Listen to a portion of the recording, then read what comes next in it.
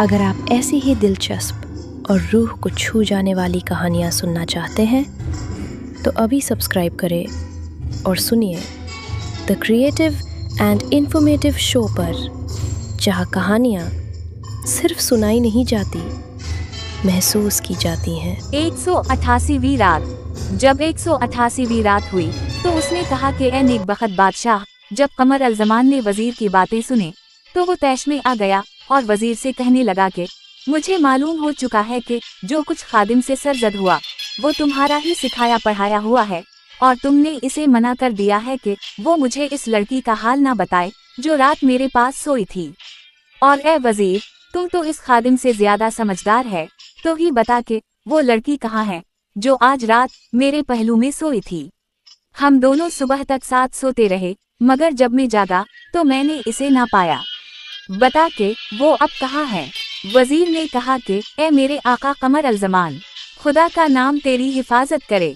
खुदा की कसम, हमने आज रात किसी को तेरे पास सोने के लिए नहीं भेजा, बल्कि तो अकेला सोया है और दरवाजे पर कुफ्ल पड़ा हुआ था और दरवाजे के पीछे खादिम सो रहा था और लड़की वड़की कोई तेरे पास नहीं आई थी। अपनी अकल ठिकाने कर और समझ की बातें कर ए मेरे आका, और अपने दिल में ऐसे ख्यालात मत ला। कमर अल ज़मान ने गुस्से में आकर इससे कहा कि ए वजीर, ये लड़की मेरी माशूका है और वो हसीन है। इसकी आंखें काली काली और रुखसार लाल लाल हैं। रात भर मैं उसे गले से लगाए पड़ा रहा हूँ। वजीर को कमर अल ज़मान की बातों पर अचनभा हवा और वो कहने लगा कि क्या तूने इस लड़की को जागते में अपनी आंखों से देखा या ख्वाब में? कमर अल ज़मान ने जवाब दिया कि ए मनहूस बढ़े, क्या तेरा ख्याल है कि मैंने उसे अपने कानों से देखा है? मैंने इसे बेदारी में अपनी आंखों से देखा है और उसे अपने हाथों से उल्टा पलटा, और पूरी आधी रात इसके पास बैठकर जागा हूँ और उसके हुस्न वो जमाल और खूब रूई और नाज का मजा उठाया है। और तुमने उसे सिखा पढ़ा दिया था कि वो मेरे साथ बातें ना करे, इसलिए वो मस्ती मार गई और मैं इसके पहलू में सुबह तक सोता रहा। जब मैं नींद से जागा तो उसे ना पाया। वजीर ने कहा कि ए मेरे आका कमर अल ज़मान, मुमकिन है कि तूने ख्वाब देखा हो और ये परेशान ख्यालात हूँ, या मुख्तलिफ खानों की वजह से तख़य्युलात पैदा हो गए हूँ, या बदजात शैतानों ने वसवसा डाला हो।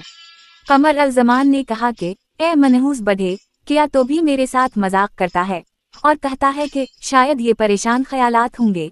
हालांकि खादिम ने इस लड़की का होना तस्लीम कर लिया था और मुझसे कहा था कि मैं अभी वापस आकर इसका तमाम किस्सा सुनाऊंगा। ये कहकर कमर अल ज़मान फौरन वजीर की तरफ बढ़ा और इसकी दाढ़ी पकड़ ली। इसकी दाढ़ी बहुत लंबी थी और कमर अल ज़मान ने उसे अपने हाथ पर लपेटकर वजीर को खींचा और उसे तख्त से खींचकर जमीन पर गिरा दिया। इसकी दाढ़ी खींचने की वजह से वजीर को ऐसा मालूम होता था कि इसकी जान निकल रही है, और कमर अल ज़मान वजीर को अपने पाँव से ठोकरें मारता और उसके सीने और पहलू पर मक्के लगाता और इसकी गद्दी पर तमाचे मारता जाता था, यहाँ तक कि करीब था कि वो उसे जान से मार डाले।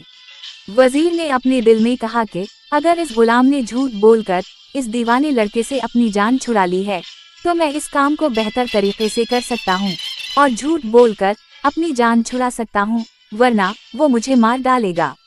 मैं अभी झूठ बोलकर अपनी जान छुड़ाता हूँ क्योंकि वो जरूर दीवाना और पागल है।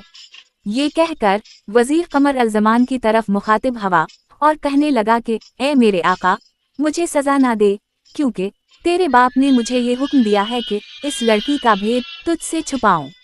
लेकिन अब मैं मजबूर हूँ और थक गया हूँ और मारने से मुझे सख्त तकलीफ पहुँच चुकी है, क्योंकि मैं बूढ़ा हूँ और मार बर्दाश्त करने की ताकत बाकी नहीं। जरा ठहर जा ताकि मैं इस लड़की का किस्सा तुझसे बयान करूं। ये सुनकर कमर अल ज़मान ने अपना हाथ रोक लिया और कहने लगा कि जलील होने और पेटने से पहले ही तूने इस लड़की का किस्सा क्यों ना बयान कर दिया? ए मनहूस बढ़े, उठ और इसका हाल बता। वजीर ने कहा कि वही लड़की ना जो खूबसूरत और खुश अनदाम है। कमर अल ज़मान ने कहा कि हाँ ए वजीर, बता के इसे कौन लाकर मेरे पहलू में लिटा गया था और कौन उसे रात ही में ले गया, और अब वो कहाँ है ताकि मैं खुद उसके पास चला जाऊं। अगर खुद मेरे बाप शहरमान ने ये हरकत मेरे साथ की है और शादी की गर्ज से इस हसीन लड़की को इम्तिहाना मेरे पास भेजा है, तो मैं इसके साथ शादी करने पर भी राजी हूँ, ताकि मुझे इस मुसीबत से छुटकारा मिले, क्योंकि उसने महज इस वजह से मुझे इस मुसीबत में डाल रखा है कि मैं शादी करने से इनकार करता था। सुन, मैं शादी करने पर राजी हूँ और फिर शादी करने पर राजी हूँ। ए वजीर, मेरे बाप को ये खबर पहुँचा दे और उसे मशवरा दे कि वो मेरी शादी इस लड़की से कर दे। मैं उसके सिवा और किसी को नहीं चाहता और महज इससे मोहब्बत करता हूँ।